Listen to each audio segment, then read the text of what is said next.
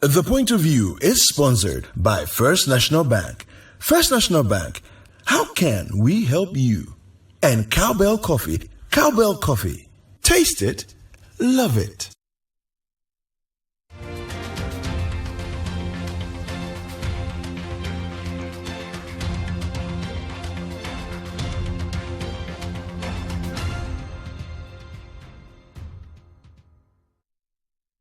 Welcome to The Point of View. This is your favorite current affairs show on television. Here on The Point of View, we get the right guests. We ask them relevant questions on issues that matter to you. It's an interactive show. We're live tonight. Join us. We're discussing 3 issues in one. We're talking national security. We're talking the issue of healthcare delivery and emergency services. And we're also talking about SIM card registration, the national identification card, all within the next hour. Let's hear from you. We'll be back with who our guest is and how we're going to approach the show. But don't forget, The Point of View is brought to you by First National Bank and Cowbell Coffee.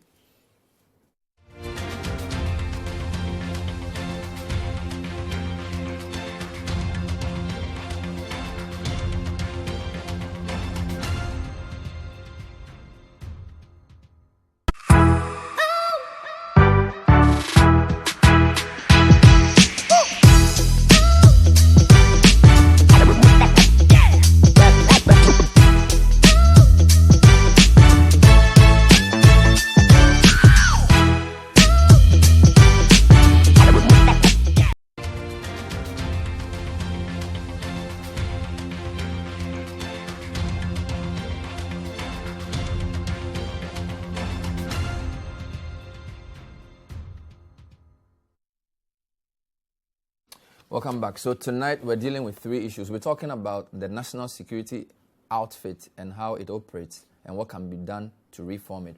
We'll also talk about the frustrations of a member of parliament who could not save a 12-year-old constituent and how he thinks we should fix healthcare. We'll also talk about his party's reaction to the vice president's comments about SIM card registration and using the national ID card and how that can solve cyber fraud, among other things. Samuel George is my guest. We'll talk to him shortly. Samuel George, welcome to the show. Thank you very much. I can call you Elder George. I understand he was... were you ordained an elder or Yes. you were appointed? Ordained. Ordained an elder. Have you read Titus and 2 Timothy, 1 Timothy? And I went the training for an elder, so I've read all of that. Fantastic. So the newly minted elder has joined us. But before that, we'll give you a quick update on what we've been up to since last week, Tuesday. As you know, last week, Tuesday was a very dark day for us at CTFM and CTTV because our offices were raided by officials or policemen from national security in a very harrowing experience for our reporter and the team around here, our reporters.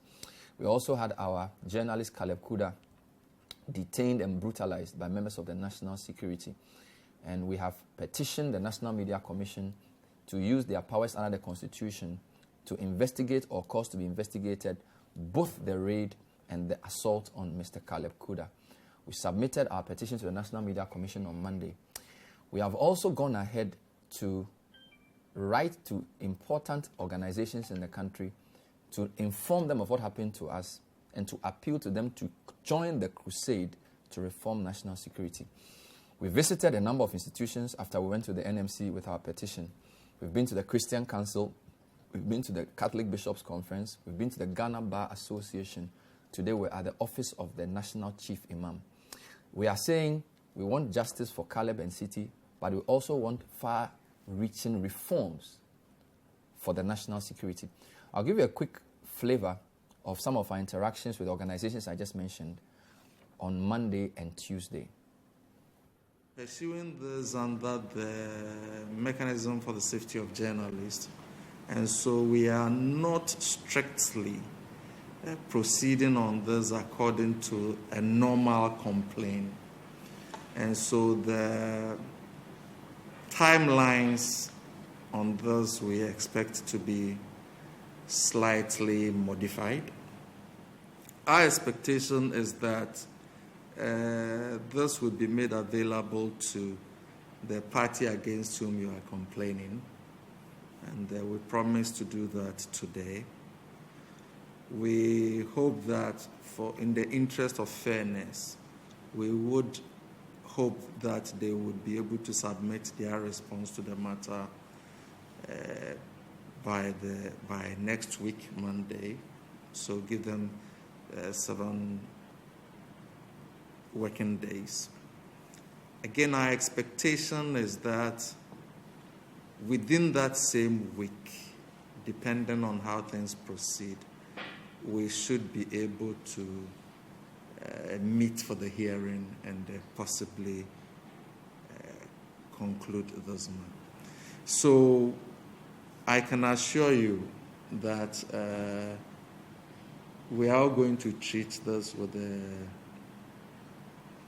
seriousness that we can put to it. And it is our expectation that within 2 weeks upon those dates that you are submitting this, we should have closure. We are going to take a very serious interest in this particular case because, as we have already mentioned, it affects all of us, and we are going to follow it through.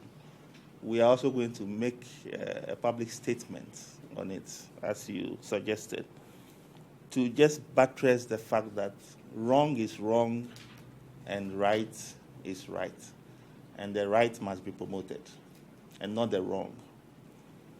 Even the one that is perpetrating this today from maybe a security point of view, his own family member tomorrow may be affected. So we are in this struggle with you. It's a struggle for all of us to do the right thing.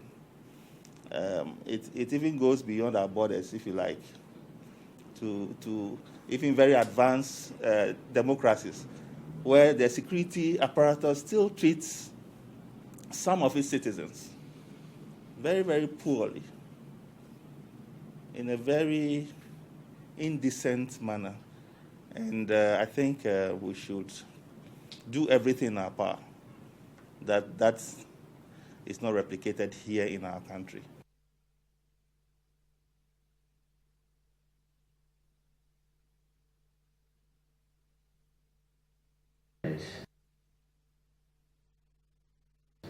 And especially those who were affected by the incident. And what you have brought for the bishops to know about, we will receive it and we will pass it on to them. And whatever feedback that they will have, certainly they will pass it. We will pass it on to you. So at the moment, we cannot make any commentary on the issues at stake. But at least we can assure you, when our fathers see the content of what you have brought, and if there is any feedback, we certainly will reach out to you. We also know that the issue of attacks against journalists, and to an extent, the way security officials treat citizens unprofessionally, is not new and it's not limited to City FM. So, if you read, for example, the Media Foundation for West Africa's report, they've stated that about 30 incidents have occurred in the past 4 or 5 years of attacks on journalists. And a very high proportion of those attacks have been done by security forces, police, soldiers, and national security. And then they also add political activists. So in fact, the group of people who make the work of journalists difficult are the people who are actually supposed to protect them by upholding the law. So beyond a complaint petitioning the NMC to go into the matter, which they have to based on the law, which they will, we think that sometimes when a moment presents itself, we have to use the means and the tools God has given us to get justice for everybody. Now, just a brief background. City has been involved in a couple of campaigns. Incidentally, for the past 2 years, we've been working with the Ghana Police Service, the MTTD, on something we call the War Against Indiscipline, having daily meetings and strategizing how to ensure there's discipline on our roads. So we work with the security forces in various ways. But we feel beyond the petition and beyond the NMC's work and beyond City, a democracy cannot thrive if journalists don't feel safe. And people who are given the power to uphold the law, if they undermine the law, we cannot have an organized society. Because the purpose of government is to punish wrong and to reward good. First Peter says it very clearly. So in our view, we want to, beyond the petition, speak to moral voices about what is going on, to solicit their support for a broad advocacy to stop the way journalists are being attacked in the country. We know that because of proliferation of media, you may have heard snippets in the news about what happened. But our profession teaches us that in journalism, journalists are told that our work is a discipline of verification, not rebroadcasting hearsay. So the fact that people are talking about something, it doesn't mean you can just start jumping and saying things. So our management decided that beyond the petition, let's come to respected moral voices with our case. We've told the NMC they are investigating, but we think you have to know firsthand from us what happened. So we are bringing to you a copy of our petition to the NMC, which details the specific things that happened. We have also the CCTV footage of what actually happened in those 15 minutes within our premises, from the time they entered to the interaction with management and how they left. And then we have also interviewed the 2 journalists involved on my TV show, and we've added those as evidence for you to go through yourself. We are not enjoining you necessarily to condemn anybody, but we are saying that this is from the horse's own mouth what happened. Because you're a very large organization with stakeholders, I believe you have a process you go through before you solidarize or show any kind of support. So we have just come here to give you that evidence, a copy of the petition and the attached evidence, and appeal to you to add your voice to this very important call to stop the impunity of attacks against media people. So that's why we are here. So that was my interaction with the executives at the Secretariat of the Catholic Bishops' Conference. The petition was received by Father Lazarus Anonde. We have been to the Bar Association, we've been to the office of the Chief Imam as well. So we're saying, let's get to the bottom of what happened to Caleb. Let's get to the bottom of what happened here. But let's also use this opportunity to bring reform to the way the national security works. It's not a place to be beating people. Now, the final comment I'll make is that in the modern society, for security to work, citizens must trust their security officials. They must not fear them. They must trust them. Because you can't be everywhere at every time. If people don't trust you to bring you information, there's no way you can secure a nation. And beating up journalists in the way they did to Caleb and storming stations with guns is not the way to engender that confidence. So we think this is completely out of line and we need an investigation. Let me just add also that we have met the fact-finding committee set up by the National Security Ministry. The 2 journalists have made their case or explained what happened to them, and the committee tells us they will be done with their work. The Media Commission is also monitoring that process. So this is something we are updating you on, and we know we'll get to a successful end if you join the campaign. So now let me turn my attention to my guest in the studio. Let's start briefly with this, because I think I've read somewhere you say, if it's true, that politicians are partly to blame for the way national security has become. I don't know if it's true. I think somebody shared it with me somewhere, that you sort of admitted that it's politicians who have created the mess at national security, so they have to fix it. Are they quoting you well, or this is something... Very good evening to you and your viewers. Those are my words, and they are words I still stand by. Our national security has seen a degeneration across governments, but to a very extreme extent over the last 4 or 5 years. And it's very telling that last week Tuesday, you know, it just struck me when I was doing some research, that last week Tuesday was the 11th of May. It was exactly 26 years to the day. On the 11th of May, 1995, Nana Addo Dankwa Akufo-Addo led the Kumipreko demonstration. You can't be serious. I'm serious. 11th May? 11th May 1995. Wow.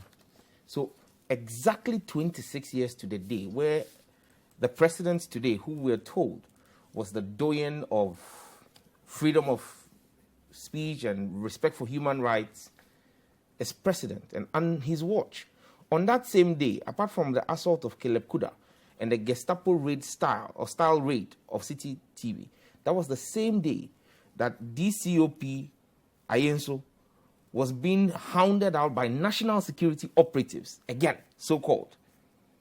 And we are being told by government spokespersons that this was backed by government in that manner in Kumasi. It tells you where we brought our national security. But when national security becomes a place where we reward party foot soldiers, you have a problem. I believe that we must have a proper way of rewarding party foot soldiers who play security roles, who are critical. But the place for reward must not be our national security if we're a serious country. Our national security must be a hub for intelligence gathering. Has it always been this way, or it's the democracy that has brought this? National security has always had is nuances. It's never been a perfect situation, okay? It's never, ever been a perfect situation. And like I said, it's been across governments. If we want to fix this problem, let's fix it well. Because under this government, you are having NDC people, supposedly NPP people. DCOP Ayenso was appointed by the NPP. You would suggest or assume that he says the president is his good friend, that he's an NPP person. You have journalists being assaulted, okay? The last time I was on Metro TV, I gave off the top of my head a list of 21 journalists who've been assaulted by state security in the last 4 years. Just in the last 4 years, off the top of my head. And so these are problems that are endemic. But you see, why we will blame the man who sits atop the National Security Echelon, who is the president, because he's chairman of the National Security Council, is because we got the opportunity after Ayawaso West Wagon to bring reforms, because there was a national hue and cry. He sets up a commission. And I'm reading the commission's report here. Recommendation, structural. First point, structural recommendation. The commission recommends that the president should review and restructure the Ministry of National Security establishment with a view to ensuring clarity of responsibilities and roles as well as lines of reporting. The president rejected this. Again, under operational, this is another thing that the commission said. It is recommended as a matter of urgency. The commission recommends that intelligence, this 2.5, the commission recommends that intelligence-based agencies should operate under the law and be guided by the fundamental human rights of citizens. This again was rejected. You see how Caleb was treated. That absolutely showed no respect for his fundamental human rights as an individual. Again, we see the SWAT team here. It was the SWAT team from the videos we saw that stormed this place. Paragraph 2.7 says the commission recommends that the SWAT team of the National Security Council Secretariat should be disbanded. And the operatives reassigned as appropriate. So, you see, the framework to reform national security from 2019. And you see, this is where, as politicians, we miss it. President Akufo-Addo could have positioned himself in glowing light for posterity to always look at him in a good frame. If he had just gone along with this report and gone through the reforms. But the lack of political will to do this is the reason why we are where we are. So you think that in terms of reform, the Emil Short Commission has already prescribed the way to go? It's there. And I would expect a future NDC government, God willing in 2025, to implement this. And I will continue to speak about this whether I find myself. So you think the report in its entirety provides a roadmap for reform of national security? It talks about the structural reforms, talks about operational reforms, talks about individual liabilities within the structure. And so these are things that, why do we set up a presidential commission of eminent persons? Look, Justice Emil Short is someone who has cut his teeth and earned his stripes in this country. Mr. Patrick Ike Achampong is the former Inspector General of Police. No mean a person to take. Professor Henrietta Mensah Bonsu is actually one of Ghana's leading criminal jurists. In fact, the president has rightly so, post this commission, appointed her to our Supreme Court. But the president basically in his white paper says that all they have said, they don't understand, and he won't work with it. If we implement this, and if the president doesn't implement this, and that's why it was one of the key things I fought for in the NDC's People Manifesto. You would realize that under security and justice, we put it clearly there that the Ayawaso West Commission report will be worked with. Because for me, it is the way to restructure our national security. I believe that as political parties, we can find a way of engaging and rewarding our political foot soldiers who work in security for the party to bring the party to power. I would never say we should turn a blind eye to them. They're really? critical part. I thought you were going to say that because the committee doesn't recommend that. The point of rewarding, how can you marry an important and sensitive group like national security with political reward? That's why I'm saying that you reward the political actors, not at national security. There are other ways to reward this security operatives, but not in national security. There are several agencies of state that have security wings. So you're admitting that the political parties have these groups of people who work with them during elections? Bernard, I will not play the ostrich. All political parties, especially over the last Fourth Republic, have people they call tabletop national security personnel. People who don't qualify to be national security personnel properly so-called. So they give them GOTES.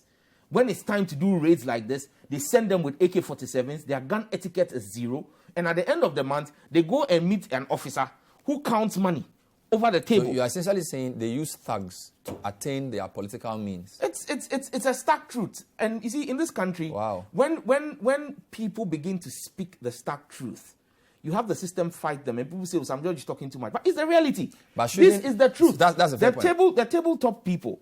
The question we should ask ourselves is, why are they not ingrained into the proper national security service? They are the same people who, when every political party power shifts, you realize that they are disbanded. Then you hear that national security personnel are demonstrating.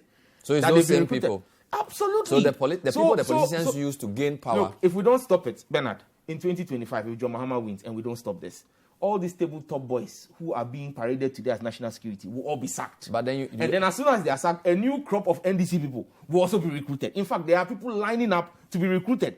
And we cannot treat national security that way. We should find a way to take care of those boys. Is it something that the two leading political parties can discuss genuinely and say I don't trust those on the other side. I'll give you a reason, a plain reason. We're told a vigilantism law was being put in place. Disband your vigilantes. All political parties said we didn't have. However, all of you say you didn't have. All of us said we didn't have. However, you look at the actions that happened between the 7th and the 9th of December, you would see that there was no activity that could be linked to any vigilante group associated with the NDC. In fact, people blame. So there are groups associated with the NDC. People claim that if there was any such group and it was disbanded, it was the reason why our members were shot and killed by vigilantes of the NPP dressed up in uniforms. Now, when on the 11th of May this year, DCOP Ayensu was kicked out as regional security coordinator, who did he say came after him? Is it not Delta Forces? Who are the Delta Forces? Are they not the vigilante of the NPP? So the president tells you he has passed a vigilantism law. He tells you he's asked all political parties to disband, but he's kept his Delta Forces.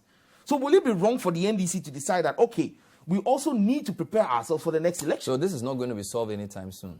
Unless politicians and those who sit atop the political parties take the hard decision of saying that national security must be a no-go area for party faithful reward. We would recruit persons who are qualified and meet the standard criteria into national security, but it's not a place where we are going to do tabletop and give people GOTA. Look at the guys who came here. Look at their dressing. Which properly trained police officer would dress like that? Look at their gun etiquette. Look at the way they were carrying weapons around in a civilian space. We are showing you some footage of Ayawaso West Wagon. These are all supposed to be national security officers. Look at them. Look at them. This is like a ragtag army of riffraffs. This is what led to the Ayawaso West Wagon Commission of Inquiry and the recommendations and the white paper that rejected them. And that's Azugu standing there. The report clearly states it, that Azugu must be removed from command responsibility. Paragraph 3.3. It says, the commission recommends the immediate removal of DSP Samuel Kojo Azugu from command responsibility at the Ministry of National Security, given his failure to appropriately command and control the SWAT team. The same Azugu was the one who sat down and oversaw the torture of Caleb. This is the point of view. We're trying to kill 3 birds with 1 stone. We just give you a quick flavor of the first issue. When we come back, we'll come to Samuel George's anger and pissing off, and Dr. Adoma Jomo Fuku's response in red. And later on, we'll talk also about Dr. Baomia's comments and the NDC's response. This is the point of view. Stay with us.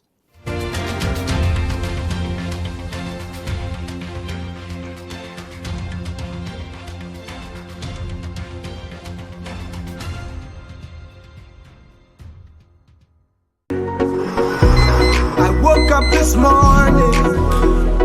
Nothing wakes me up better than a cup of cowbell coffee. Delicious coffee aroma.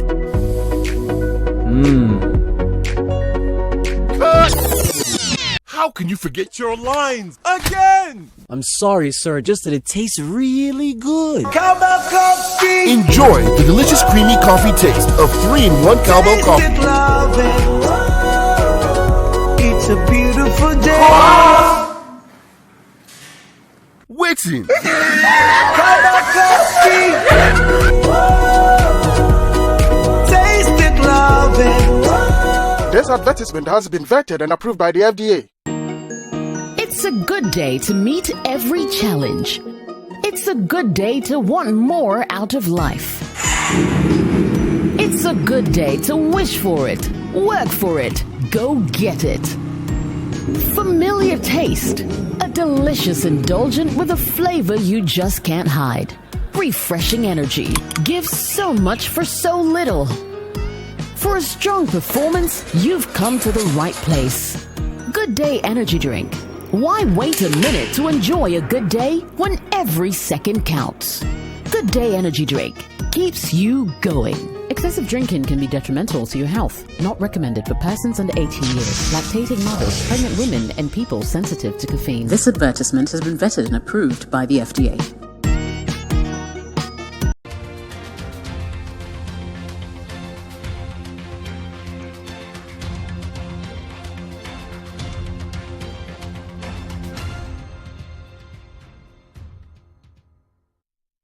Welcome back. So we're talking to Samuel George. He's been trending this week for a number of reasons. The main reason was that on Saturday night, I think it was. Saturday morning, he went through an experience that he... No, it happened on Friday. I went through the experience on Friday and then he wrote, yes. tweeted on Monday. So I'm angry, I'm sad, I'm pissed. And then he narrates the story of how a 12-year-old son of one of his assemblymen was at the Bator hospital. He needed treatment. He had to be sent to 37. 37 said they had no bed. He called his colleague Okuche to Ablakwa. They could not get him to 37 on time, and they lost the boy. Now, that generated a lot of controversy, but then there were a couple of responses. One of the responses came from one Dr. Adoma Jomufuku. It's a long response. I'm going to read some portions for you. And this is the response. Dear Honorable, I offer you my condolences, but I also say welcome to our world. Reading your piece, I'm angry, I'm sad, I'm pissed. I feel your frustration and your pain. But I'm tempted to think you just returned to Ghana last week after many years stay abroad. Because this is what we go through daily here. It's not just about beds. No, it's about many things in the healthcare system. Then she says, I'm a pediatrician and I speak for their children. Many hospitals do not have the equipment children need to help them survive and thrive. Many hospitals do not have the NICUs. We are creating awareness about neonatal jaundice this month. So I will just mention phototherapy machines that are used to treat newborns with jaundice before it damages their brains permanently. Many of our district hospitals do not have these, let alone radiant warmers and incubators or infusion pumps or monitors. Oh, and childhood cancers is not even covered by NHIS. You felt pain because the child of someone you knew died, and despite your calls, you couldn't save the child. That's how I feel every single day I work in this country. Welcome to my world. You have the liberty of talking politics and placing blame at people's doorsteps, and therefore can sleep easy. I don't have that liberty, as no child votes in Ghana.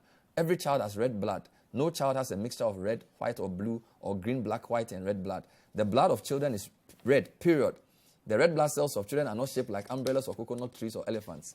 The red blood cells of children are little circles. You can easily turn this into a fix the country, fix your attitude chant. But I cannot. I will always remember the eyes of the parents as they watch their child suffer and die. I will remember the gasping breaths. And I will know what could have been done but wasn't done because of decisions and inactions of people. But enough of this. Let's focus on the way forward. Don't let this child's death be in vain. Honorable, find out what really went wrong. Why did powerful men need to get involved before things could happen? Why were there no beds? Why couldn't another hospital handle it? Why did the child have to cross regions to get care? Is it a matter of equipment or personnel or both? What will it take to prevent this from happening next week? Please get into your car and drive across. Trace the child's journey made and find out from the people on the ground what really happened. Do not call before you arrive in the hospital, else you will meet a hospital scrubbed clean and painted white with dinner fit for a king served to you. And it will be from the hospital's meager resources, money that could have been used to buy a defibrillator. Go unannounced and get the true answers. Talk to the people on the ground, not those in the suits. And that's not all. When you find the problems, come up with the solutions that are devoid of politics. When you can, with all the power, do to turn things around at your level. Let it be a memorial to that lost child. That's what matters. Do not tell me that it is not your duty to find this fact-finding task, and there's a whole ministry for health. She goes on, I didn't train as a telephonist. No, it's a long thing. But basically saying, she fixes problems she faces in her own small way. Do same. And then she says, when you go to Parliament on Monday, talk to your colleagues, pour my heart out to them. Remember the emotion that you felt as you poured your heart out on Facebook. And let the change begin. Marshal your colleague MPs to do something to save the lives of Ghanaian children. And then she goes on. If they even adopt the kids' ward in their district hospitals, buy phototherapy machines for their hospital NICUs, and get childhood cancers or insurance, I will be less pissed. We are all sad and angry and pissed, but let it bring change. Don't let the child's death be in vain. Red is the only color that matters. Sincerely, sad, angry, pissed Adoma. So she gave you some advice. Initially, I interviewed you on this, and you sort of thought she misunderstood you. But having reflected on this, what's your reaction to what this evening, I found out that Adoma is a personal friend of mine. Is it? Actually, we were in mass drama together. She was you were in what? Mass drama together on campus. Drama? Yes. KNUST? KNUST mass drama. I was the technical director for mass drama, and she was there. She was a year ahead of me. Okay. You see, the problem of this is very simple. Adoma has misdiagnosed the problem. Is it? Absolutely. I understand her frustrations. She says, let's not make this political. But you see, unfortunately, Adoma, you can't fix this problem without the involvement of politics in it. The problem is political. The solution is political. Is it? Yes. Bernard. Our healthcare inefficiency is a political problem. I will tell you why. Solely? I'll tell you why. Bernard, it takes political will to get things fixed. Unfortunately, at the time, the 12-year-old boy, and let nobody mistake it and think that this is the first instance. Friday night was me reaching my saturation point. Okay. Several instances I know of people who have died because of the inefficiencies of the system. I, as a politician, have 3 young kids. I insisted as a matter of principle that all my kids will be born in Ghana. Not because I couldn't afford having them outside the country, but because I wanted to understand and see how the systems go. And if you ask the people at the hospital, they'll tell you, I'm there every day with my wife, antenatal and postnatal. You get it? So I understand the challenges of healthcare in this country and why we must have a good healthcare. At the time, and Bernard, it's political and witchcraft. Is what? The problem of fixing the health sector is politics and witchcraft. Politics and witchcraft? Yes. What do you mean? I don't understand. I can't call it any other thing apart from witchcraft to know that there are 500 beds that were available on Friday night at the University of Ghana Medical Center. But someone's political decision, which is tantamount to witchcraft, says that we should not utilize it fully. I don't understand what you're saying. You don't understand? Oh, is that why you were sending the child? No. You were sending them to 37. That was not even an option available to Bato. You see what happened on that Friday morning? The child got to the hospital Friday morning. And when they did the X-ray and realized that the child had a pelvic fracture in there, they needed to move the child for surgery in a bigger referral hospital. Now, the referral hospitals you have are either Kolibu, 37, Ridge, or UGMC should be, because UGMC is a quaternary level hospital. But for some reason, because we've decided that UGMC will not be utilized, we here as a politician's decision not to fully utilize UGMC. 500 beds, but I will not even call UGMC. But are the beds in operation? They are there. They are available. Doctors tell us the equipment that are there. A bed is not just. It's not just the satchel. Yes, a bed is a space. The space with all of the equipment, the defibrillators you are talking about, yes. Go to UGMC. They are there. It's a quaternary level hospital. That hospital is the same kind of hospital our politicians, top politicians, travel from here to Israel and go to the Sheba Medical Center, which is one of the top 3 medical centers in the world. That hospital on UGMC campus, that UGMC hospital, is a direct replica of the Sheba Medical Center. But Adome's point is that what you're saying may be true. Yes. But you should go to the ground, find out the reasons why. I know the reasons why. These things are not working. I don't need to go to the ground. And use your anger to start causing change from Parliament. That's the point. So you see, it's easy for everybody to hold Parliament responsible. And yesterday I had a meeting with the Speaker on this matter. I'm not letting it die here. Okay. We are taking, there will be steps. Parliament is on recess. Parliament reconvenes on Tuesday. I'm hopeful that in the week, next week, at the pleasure of Mr. Speaker, certain action will be taken next week. Because, Bernard, over the weekend, that's the Saturday immediately preceding the death on Friday, the Communications Committee had a workshop, a retreat, and the Minister for Communications was there. And she was sitting, thankfully by Providence, she was sitting right next to me. And I asked, I said, Minister, I can't understand why we don't have a centralized system running on the back of the 112 emergency system that was built under President Mahama. The whole vision of building that emergency operations center was simple. Thankfully, this government has bought in ambulances. You have hospitals that have been built. Now, what you simply need is to have the dashboard. I should not be calling a hospital to look for a bed. An ambulance driver should not be calling a hospital. When I call 112, how that system is supposed to operate is the dispatcher who receives the call would have a screen that shows all of our referral hospitals and the available beds in there. In fact, thankfully, yesterday, I got a call from the medical officer for Ridge Hospital, the Greater Accra Regional Hospital, who tells me that the Greater Accra Regional Hospital has, as part of their own structure, after it was rebuilt under the Mahama administration, what they have done is they have a bed management system where every day... So are you saying that under the Mahama administration, this problem didn't exist? No. You see, you start building structures, and what you want to see is continuity. My understanding now is that the Ghana Health Service is not ready to work with the Ministry of Communication and Digitalization to operationalize the system. Yes, that's why I said the problem is political. Sorry, the Ghana Health Service is not willing to work with the Ministry of Communication and Digitalization to effectualize the hospital management system. Under the Ministry of authority. Yes. Under the Ministry of Communication, there's an e-health portfolio program under what was called the e-Transform Ghana project, a World Bank funded project. Now, the Minister of Communication makes me understand that, look... You're a member of the committee?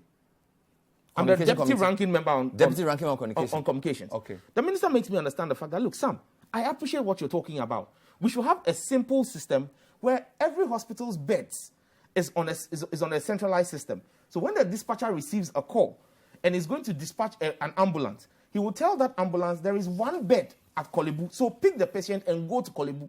It is not the responsibility of Dr. Adoma to be calling a referral hospital or an ambulance driver. When did Minister tell you and your committee this? No, it was a personal conversation I had with her. When did you raise it? On Saturday. Saturday after the death of this. So are you going to summon Ghana Health Service and that's why I said to Parliament to answer questions on why they are refusing? Things are going to happen when Parliament reconvenes. But that's exactly what she suggested to you. I had a meeting with the Speaker. Good. And that's what I'm saying. So that's in the works. I am confident that we will bring those who ought to take political decisions to ensure that we have hospital management systems in place in our hospitals. Have you found out from Dr. Kuma Boaji and his team why they are not subscribing to the system Minister tells you about? You see, there are all kinds of reasons. Everybody wants to work in silos in this country. It's the same reason why you have multiple databases. Because when I have to build my own database or build my own system, there's a procurement involved in it. And you know what happens with procurement in this country. So you have a National Emergency Operations Center that should actually be, and that's why you have all of these CCTV cameras springing up. It's a whole integrated system, the Alpha Project. The Alpha Project is supposed to help us. And you see, that's why I said government is a continuum. Mahama built the Operations Center, but all the pieces of it had not fallen into place before he lost power. This government comes in, rightfully continues and that's the Alpha 2 project. So you see more CCTV cameras coming up. They buy the ambulances. So they are building the system.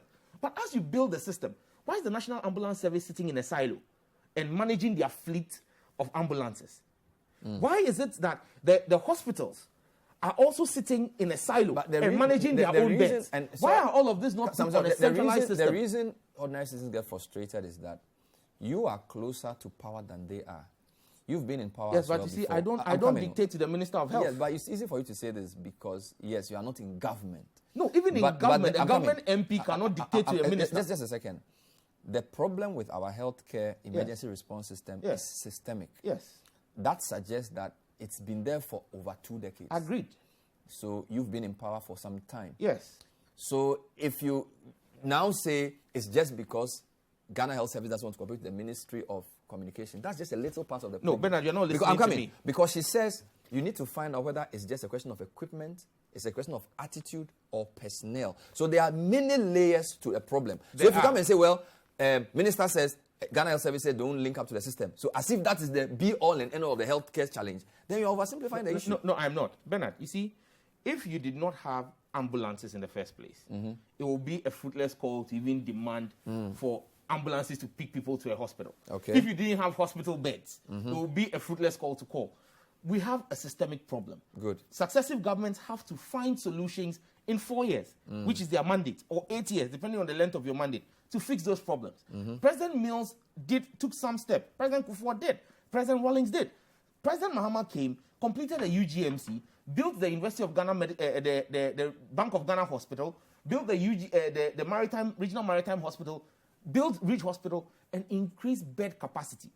President Akufo-Addo has come. He's bought ambulances. So the solution to the problem under President Mills, when ambulances did not exist, cannot be the same solution to the problems today when you have those ambulances. The problems of ambulances should no longer be a problem. So when you have ambulances today, you have hospitals Mahama built, but those ambulances cannot pick the patients to the available hospitals, then the system is so you are managing the system are failing us. You are promising us that when Parliament reconvenes, we will see some specific action on this system that talks to each other between Ghana Health Service and Ministry of Communication. You are giving us a promise. I'm giving you a pledge that I have the Speaker's assurances that he's committed to ensuring that when Parliament reconvenes, some action towards getting a holistic view of the challenges and possible solutions should be put in place under the auspices of Parliament. Parliament will give directives. But again, let's be minded that there have been times the Speaker has issued directives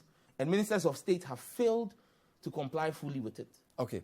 So we will do our bit and we will continue. But you see, like Adoma said, yes, she has to, unfortunately, do carpentry.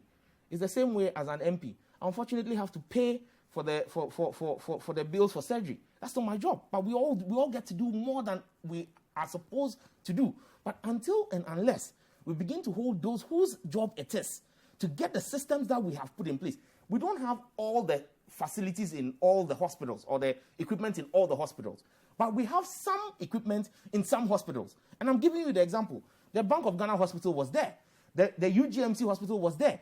Why could the ambulance service not move to any of those hospitals? And Bernard, ask yourself, why is it that when eventually Okudzeto Ablakwa called a doctor friend of his, constituent of his in 37, the same 37 that Bato had been trying to reach for 4 hours and could not reach, a bed was found. Unfortunately, that's how the system works. Unfortunately, the bed was found late. And that's the point I'm making. That's where my anger comes. My anger is not from the death of the child, even though that's regrettable. My anger is the fact that the system is so broken that it needs to now become the core duties of an MP or of a big man to have to call for you to get a bed. Fair enough. I'm happy you say that you spoke to the minister, which means that you have the minister's ear.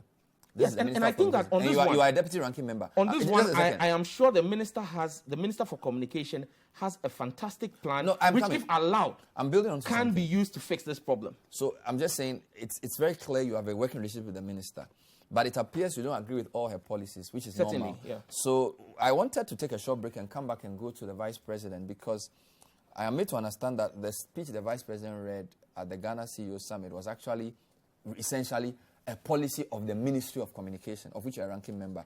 The policy that is essentially saying that the national identification card should be the only identity card for all identification and business purposes, and that to clamp down on cyber criminals, we must now use the national ID card for SIM re-registration. Samuel George doesn't think it's a good idea.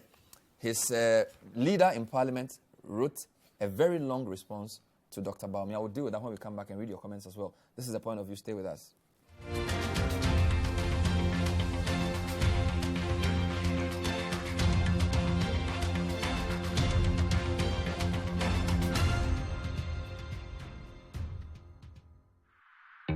Because you pay attention. Because you know more than one angle. And see more than one opportunity. We bring you Build a Bet. Multiple legs as a single bet on one game. Raising the odds and elevating your experience. This advertisement has been vetted and approved by the Gaming Commission of Ghana. Bet responsibly, not for persons below 18 years.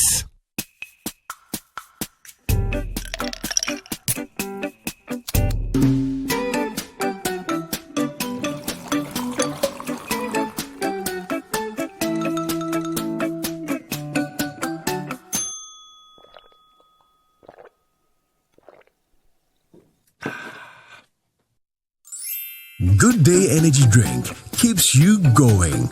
Available in major supermarkets and shops near you. Excessive drinking can be detrimental to your health. Not recommended for persons under 18 years, lactating mothers, pregnant women, and people sensitive to caffeine. This advert is FDA approved.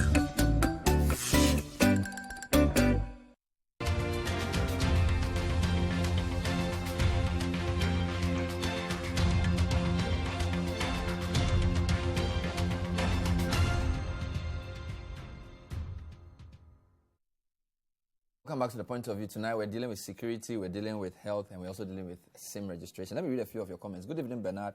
I'm a health worker. Take it from me. Health workers are capable of structuring the healthcare system to be the best. All we need from the politicians is resources and nothing more. We don't need them to influence the process. Kojo Maoli, Asante Mampong. This is Kweku in La Paz. Bernard, I trained in the UK healthcare management. This includes bed management. There's a scientific way of managing beds. How many doctors understand how beds are managed? Absolutely. Most people who talk about the no bed syndrome don't understand how it is managed. Bernard, please, with the SIM re-registration, we are coming to that. Are we supposed to go along with our old ID? Well, we'll deal with that issue shortly. Bernard, I wholly support the call of the doctor. She hit the nail right on the head. NDC and NPP have simply failed Ghanaians. They should just fix the country. Emmanuel from Tadi. Now, Dr. Baumia read a speech, I think it was a couple of days ago, and I think this is where the speech came from. Esla Owusu, the minister, made a post not too long ago. She says, it's become imperative that we clamp down on cyber criminals hiding behind the anonymity of digital systems to commit antisocial acts. And the SIM re-registration exercise is a key part of that campaign. All SIM and SIM-enabled devices would be re-registered from June and end in December.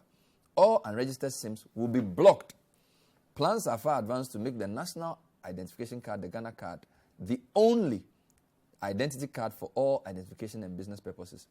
My ministry is also working to improve access to connectivity across the country with rural telephony and digital inclusion projects, which will see the construction of 2016 solar-powered cell sites in unserved and underserved rural communities. At the CEO Summit, I told the participants that digitization is the only way to ensure free trade across the continent and create an enabling system for trade financing using electronic means. Sounds fairly straightforward. The minority wrote a statement signed by Haruna Idrisu. They are not happy at all. What is the problem? I suspect signed by the Minority Communications Caucus, not Haruna Idrisu. Actually, yes. So you actually, I guess you wrote a lot of that statement because it sounded like you. What is the problem with what they have said? Why are you so upset with it? Okay, thank you very much, Bernard. The ministry and the vice president must bear in mind that SIM cards are no longer just devices for making phone calls. Okay. SIM cards today carry a lot more. SIM cards are points of delivering insurance services and banking services. And so you cannot just tell me to come and re-register a SIM in 6 months and do it only with the Ghana card as the basis for re-registration and tell me that that is backed by law. And I ask you what law, and then you tell me LI 2111, Section 7 of LI 2111. And I can read Section 7 of LI 2111. It says mandatory use of national identity card. A national identity card issued to an individual shall be used for the following transactions where identification is required. It goes on to list A to N. But in L, it says registration of SIM cards. What did he say? Registration, not re-registration. So if you want to roll out that system, if I'm going to buy a SIM card today and you want to invoke this, it should be for the registration. I have registered my SIM card already. You can't ask me and mandate me to use only the Ghana card when there are other biometric cards. Reason being, the Ghana card, 13.2 million have been distributed. 15.2 million have been printed. You have 19 million active subscribers using 34 million active lines. So already you are going to disenfranchise close to about 6 million Ghanaians who have active SIM cards, possibly multiple. But 6 million subscribers will be disenfranchised because they don't have the Ghana card. But she gave 6 months. She says Bernard, June to December. Bernard, yes. So that gap of 4 million or whatever million, can they register? 6 million to go and register in 6 months. How long did it take to register the first 13 million? We should look at that. It took us in excess of 6 months, and even with that, it was a rushed thing where people were lining up from morning till evening. Now the point you should make here is is this: making the Ghana card the only card is senseless. But I thought you agree with me that you already said that because of procurement, we have multiple identity systems that are not talking to each other. The Ghana card is chip enabled, so it's supposed to have, on a good day, all your data, driver's license data, your DVLA data, your passport Don't data. stress it. That's what they said If to you us. synchronize all of this bio data Into the Ghana card. It's the master card. Into a central database. If I come with my passport, that passport database is already synced into the national database. If someone comes with a biometric DVLA card, it is synced into the national database. A SNIT is synced in. Ghana card is synced in. That is why, take for example, and if you look at this. Really? I thought the understanding was that the Ghana card was supposed to be chip enabled to contain data of all the other services. What they are doing is they're aggregating, trying to do integration. That's why they tell you they're doing integration. That's why up till now, you cannot use your new voter's ID card in a banking hall because there's been no integration of the database. So you're saying that it shouldn't be the Ghana card alone. It should be an integration. But where would the data sit?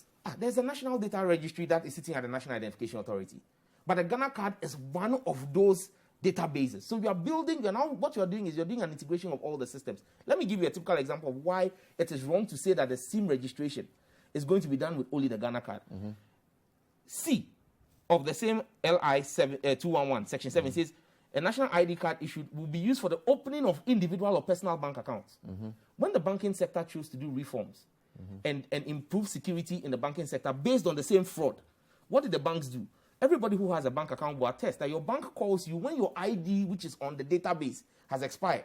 They call you and tell you that has expired, bring a new one, and then they update the system. So when you are going back, you don't go with only Ghana card. The banks don't tell you to bring only the Ghana card. And so you should bear in mind that mobile money is now regulated by a different law, the Payment Systems and Service Act 2019.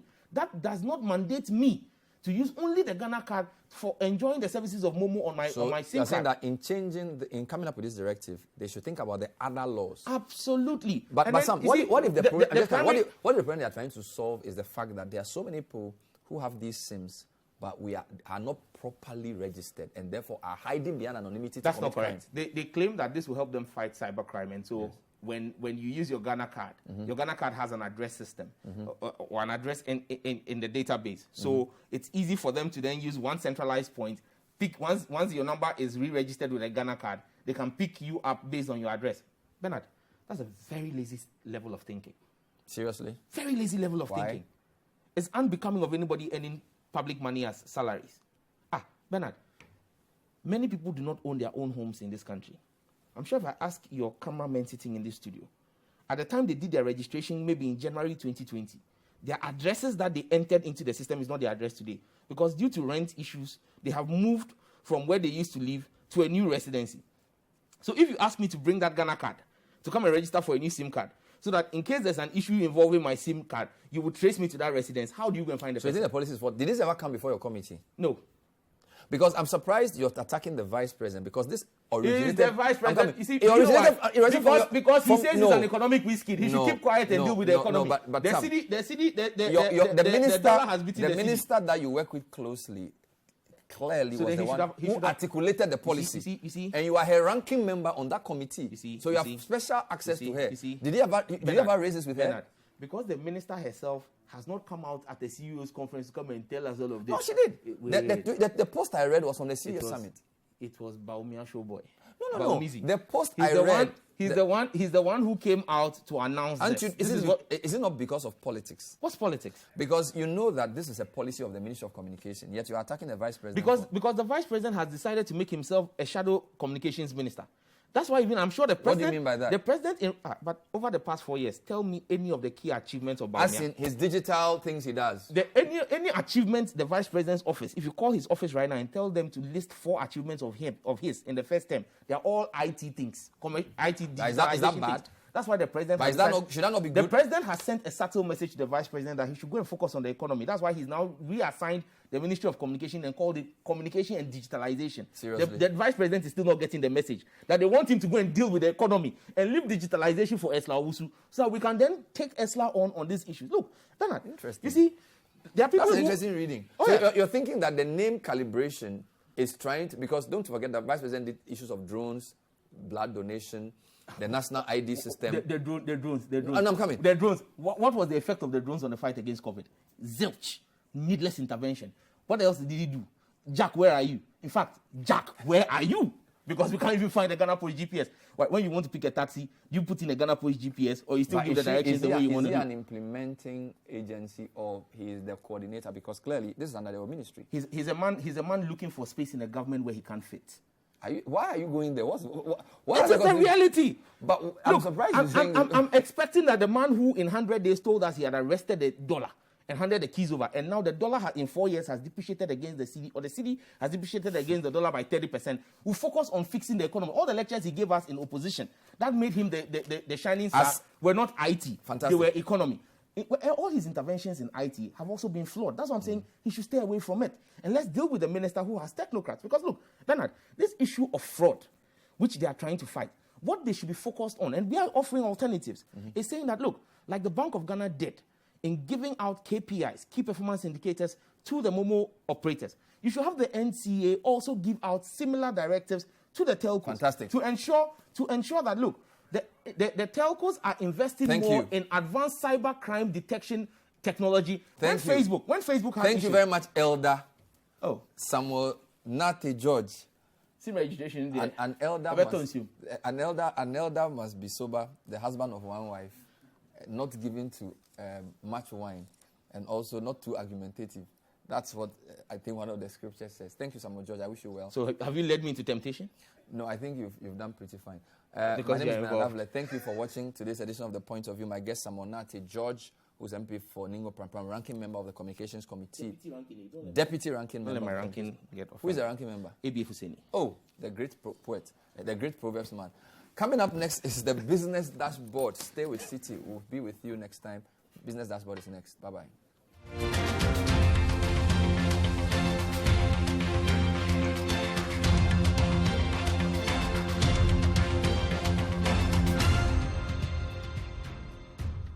The Point of View is sponsored by First National Bank.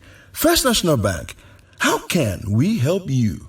And Cowbell Coffee. Cowbell Coffee. Taste it, love it.